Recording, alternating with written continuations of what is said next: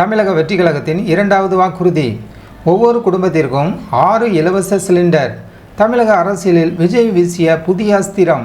2026 சட்டமன்ற தேர்தலை ஒட்டி தமிழக அரசியல் களம் இப்போதே சூடுபிடிக்க தொடங்கிவிட்டது.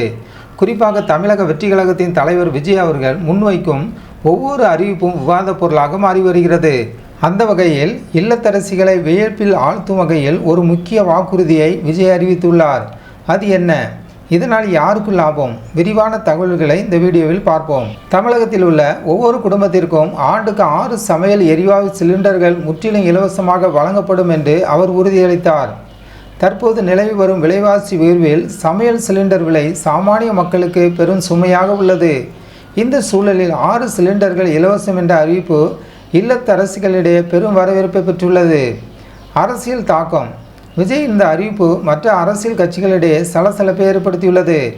ஏற்கனவே திமுக மற்றும் அதிமுக போன்ற கட்சிகள் பல்வேறு நலத்திட்டங்களை அறிவித்து வரும் நிலையில் விஜயின் இலவச சிலிண்டர் வாக்குறுதி மற்ற கட்சிகளின் வாக்கு வங்கியை பாதிக்குமா என்ற கேள்வி எழுந்துள்ளது. குறிப்பாக பெரம்பூர் தொகுதியில் இருந்து தனது தேர்தல் களத்தை தொடங்கும் விஜய் அடிமட்ட மக்களின் தேவைகளை குறிவைத்து இந்த திட்டங்களை வகுத்துள்ளதாக அரசியல் விமர்சகர்கள் கருதுகின்றனர். இலவசங்கள் அவசியமா அல்லது பொருளாதார வளர்ச்சி முக்கியமா என்ற விவாதங்கள் ஒருபுறம் இருந்தாலும் விஜயின் இந்த அறிவிப்பு தமிழக பெண்களிடையே ஒரு புதிய எதிர்பார்ப்பை உருவாக்கியுள்ளது என்பதில் ஐயமில்லை.